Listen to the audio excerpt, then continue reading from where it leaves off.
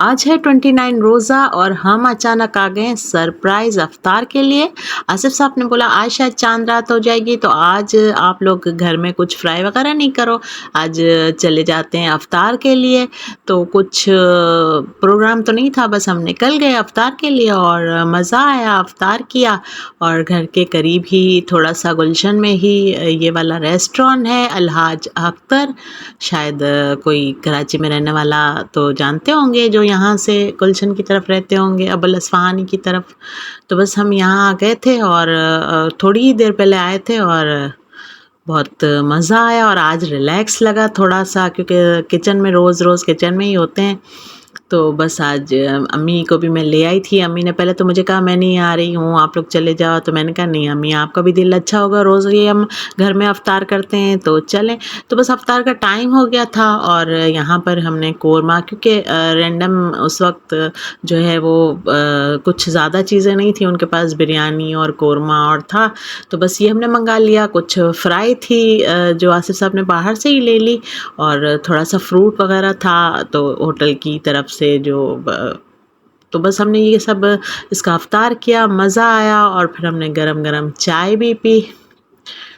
اور بس یہاں پہ افطار ہو گئی تھی۔ مغرب کا ٹائم ہو گیا تھا تو وہاں پہ اعلان ہو گیا کہ بھائی مغرب کا ٹائم ہو گیا، کیونکہ شاید اذان کی آواز ہوٹل کے اندر آتی نہیں تھی میرے خیال میں، ہمیں بھی نہیں آئی تھی آواز۔ تو بس افطار کے بعد پھر چائے کا انتظام تھا وہاں پر، تو ہم نے گرم گرم چائے پی۔ لیکن یہ کہ چائے جو ہوتی ہے افطار کے ٹائم میں گھر کی، اور آصف صاحب چائے بناتے ہیں افطار کے ٹائم، تو بس وہ میری عادت ہے پینے کی۔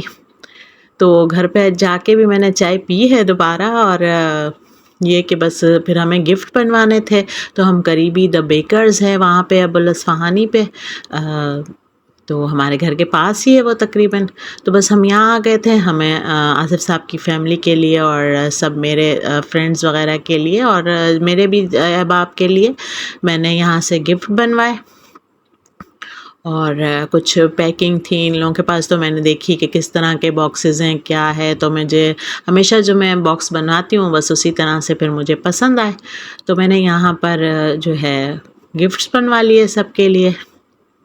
اور آصف صاحب سب کے پرائز وغیرہ پوچھ رہے تھے، اور اس طرح کے مجھے پیک پسند آئے، تو بس پھر میں نے کہا یہ ٹھیک ہے پیک، کیونکہ میں اکثر یہ ایسے پیک اگر یہ اسی بیکری پہ آتی ہوں تو اکثر یہ پیکس ہوتے ہیں، تو اس پہ کنوینئنٹ بھی رہتا ہے، اور بس یہ اس طرح سے میں نے سب کے لیے پیک بنوا لیے، اور کچھ میرے جاننے والوں کے، کچھ آصف صاحب کے جاننے والوں کے، اور کچھ فرینڈز کے، اور محلے میں بھی جو ہے وہ کچھ پاس پڑوس والوں کو جو ہے عید گفٹ دینے ہوتے ہیں،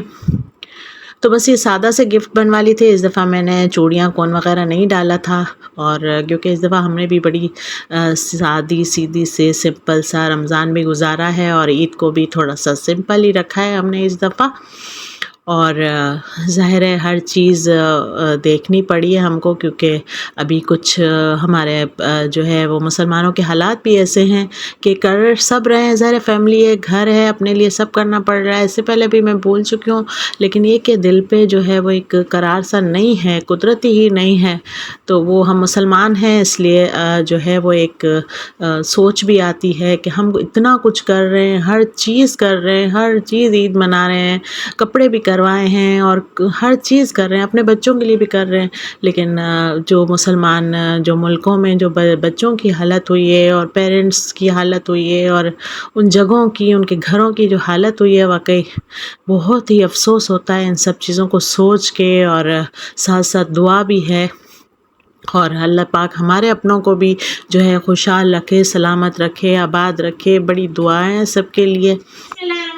السلام علیکم، آپ سب کو شوال کا چاند بہت بہت مبارک ہو، چاند رات بہت مبارک ہو سب کو، میری طرف سے سب بھائیوں کو، سب یوٹیوبر ویورز کو چاند رات بہت مبارک ہو۔ اللہ پاک نے آپ کے روزوں کا اثر کیا ہے، اللہ پاک نے جب عید الفطر ان روزداروں کے لیے بنائی ہے جو سارے پورے مہینے روزے رکھ رہے ہیں، ان کا یہ تحفہ ہے، اللہ پاک اس عید الفطر میں سب کو اپنی جائز مرادیں پوری کرنے کی توفیق دے،